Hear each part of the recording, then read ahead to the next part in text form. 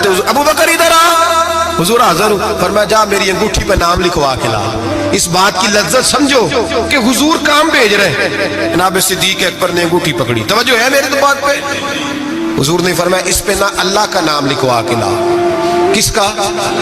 صرف اللہ کا۔ حضور نے بھیجا۔ عقیدہ دیکھیں، اللہ کافی ہے، اس میں شک، لیکن جسے اللہ منوائے اسے بھی ماننا پڑے گا۔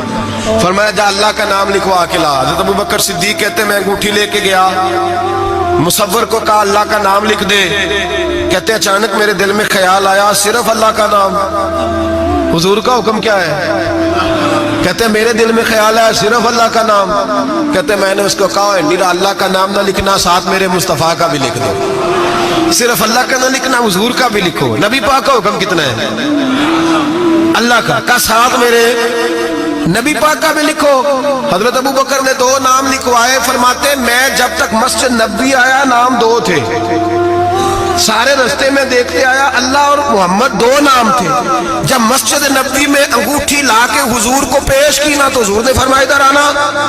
میں قریب آیا، فرمایا تجھے کہا تھا صرف اللہ کا نام لکھوانا، تو 3 لکھوا لایا ہے۔ کہا حضور یہ تیسرا کہاں سے آ گیا ہے؟ تو 2 ہی لکھوائے تھے، میں 3 ہے۔ یہ دیکھ اللہ، محمد اور ابو بکر، تو 3 نام لکھے۔ جناب صدیق اکبر کہنے لگے حضور قسم اللہ کی عزت کی، آپ کا میں نے لکھوایا، اپنا نہیں لکھوایا۔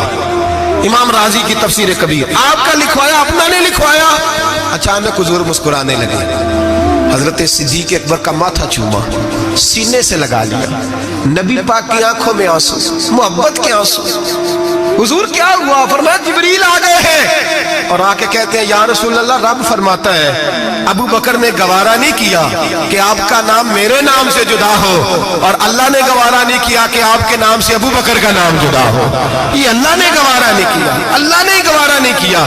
یا رسول اللہ رب فرماتا ہے آپ کا نام ابو بکر نے لکھوایا ہے اور ابو بکر کا نام اس کے رب نے لکھوا دیا ہے۔ یہ عقیدہ ہے جناب صدیق اکبر کا، یہ عقیدہ ہے جناب صدیق اکبر کا کہ ہم نبی پاک کے نام سے اللہ کا نام اور اللہ کے نام سے نبی پاک کا نام جدا کر سکتے؟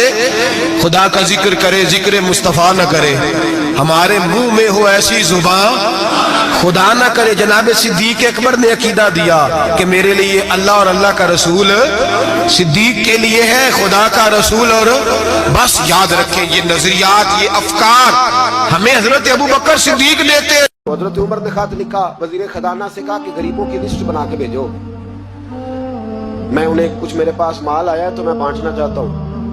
تو وزیر خزانہ نے جب لسٹ بنائی تو 4تھے نمبر پہ گورنر کا نام بھی لکھا تھا۔ کہنے لگے حضور میرا گورنر بھی بڑا غریب ہے۔ حضرت عمر نے وہ نام پڑھا تو وزیر خزانہ کو طلب کیا، فرمایا تمہارا گورنر بھی غریب ہے؟ کہا حضور 4تھے دن کے بعد ایک روٹی کا ٹکڑا کھاتے کل دیکھا ہے، اور حضور ان کے وجود پر جو کپڑے ہیں اب جگہ نہیں بچی پیبند لگنے کی۔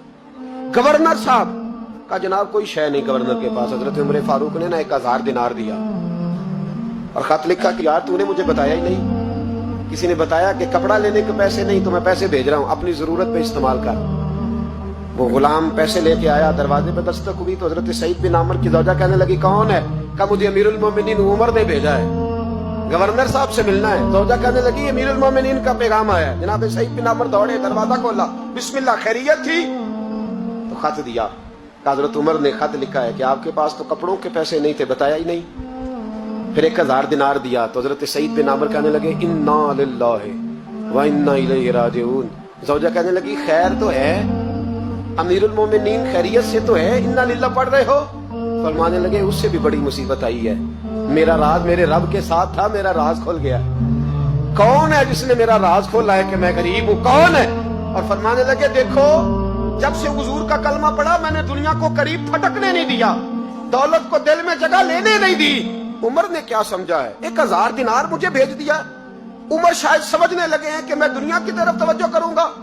غلام کہنے لگا حضور آپ کو پتہ ہے نا امیر المومنین کے جلال کا، تو مہربانی فرمائے ذات پہ استعمال کرے۔ فرمایا اچھا چلو ٹھیک ہے ذات پہ استعمال کر لے۔ دروازے پہ کھڑے ہو کے آواز لگائی غریب سارے آ جاؤ، غریب سارے، غریب سارے آؤ، غریبوں آؤ۔ سب غریب آ گئے، 1000 دینار وہیں بیٹھے بیٹھے بانٹ دیا۔ خادم کہنے لگا حضور یہ کیا ہے؟ فرمایا تم نے کہا تو تھا ذات پہ خرچ کر لو، یہ میں نے ذات پہ خرچ کیا ہے، جب صبح قیامت میں جاؤں گا تو یہ پیسے میری ذات کے کام آ جائے گے۔ یہ میری ذات کے کام ہے، یہ ذات پر ہی تو خرچ کیا ہے۔ وہ غلام کہتا ہے میں واپس آیا، حضرت عمر سے آ کے کہا کہ سعید تو بڑا اعلیٰ ہے۔ حضرت عمر کہنے لگے صرف سعید نہیں، جس نے بھی مصطفیٰ کا کلمہ پڑھا ہے۔ کہا حضور نہیں، میں نے تو انہیں دیکھا ہے۔ کہنے لگے چل 2-4 اور بھی دیکھ لے۔ 400 دینار دیے، کہنے لگے جا ابو عبادہ بن جراح کو تحفہ دیا۔ کہتے میں حضرت ابو عبادہ بن جراح کے گھر گیا، میں نے کہا حضور یہ امیر المومنین نے آپ کو ذات کے لیے بھیجے۔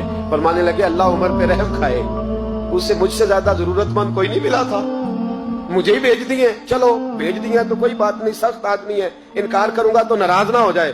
کہتے اسی وقت اپنی کنیز کو بلایا، کہنے لگے جا 6 اسے دے آ، 5 اسے دے آ، 10 اسے دے آ۔ کہتے ہیں بیٹھے بیٹھے 400 بانٹ دیا۔ میں واپس آیا تو حضرت سیدنا عمر نے 400 اور دیا، فرمایا جا معاذ بن جبل کو دے آ۔ کہتے میں حضرت معاذ بن جبل کے پاس گیا، میں نے کہا امیر المومنین نے آپ کے لیے بھیجے ہیں۔ فرمانے لگے بڑا اچھا ہوتا اگر عمر میرے ایمان کا گواہ بن جاتا، بڑا اچھا ہوتا اگر مسجد میں بیٹھ کے میرے لیے دعا کر دیتا۔ یہ اس نے کیا کیا؟ پیسے بھیج دیے۔ ہمارے رسول نے تو یہ چیزیں ہمارے قریب آنے نہیں دی، فرمایا اچھا آئے ہیں تو لاؤ۔ دروازے پہ بیٹھے بانٹنے لگے، سارے بٹ گئے تو بیوی نے اندر سے آواز دی، کہنے لگی حضور 2 دینار اگر دے دے تو میں آپ کے لیے اور اپنے لیے ایک ایک کرتا لے آؤں 2 دینار۔ تو فرمانے لگے او بھلی مانس تو نے دیر کر دی، اب تو سارے بانٹ دیے، ذرا پہلے بتاتی تو دے دیتا۔ تو وہ غلام کہتے ہیں میں باہر کھڑا سن رہا تھا، بی بی کہنے لگی آپ کی مہربانی مجھے بہلائے نا، میں پہلے بھی کہتی تو آپ نے پھر بھی نہیں دینے تھے، مجھے پتا ہے مجھے بہلائے نا، آپ پہلے بھی کہتی تو آپ مجھے اور رنگ میں بہلا دیتے۔ وہ شخص کہتا ہے میں وہاں سے چلا حضرت عمر کے پاس آیا، کہنے لگے یہ کسی اور کو، میں نے ہاتھ باندھے، میں نے کہا حضور میں نے آزما لیا ہے، جس نے بھی میرے رسول کا کلمہ پڑھا ہے دل سے بھی پڑھا ہے روح سے بھی پڑھا ہے، میں نے آزما لیا ہے، مجھے کسی آزمائش کی مزید ضرورت۔ اپنی سوچوں پہ دین کو بٹھائیں، آپ یقین کریں دین آپ کو ٹھنڈا کر دے گا، دین آپ کو سکون دے گا، دین آپ کو ٹینشن فری کر دے گا، لیکن شرط یہ ہے کہ دل کے مسلمان بنو، روح کے مسلمان، سوچ اچھی، نظریہ صاف۔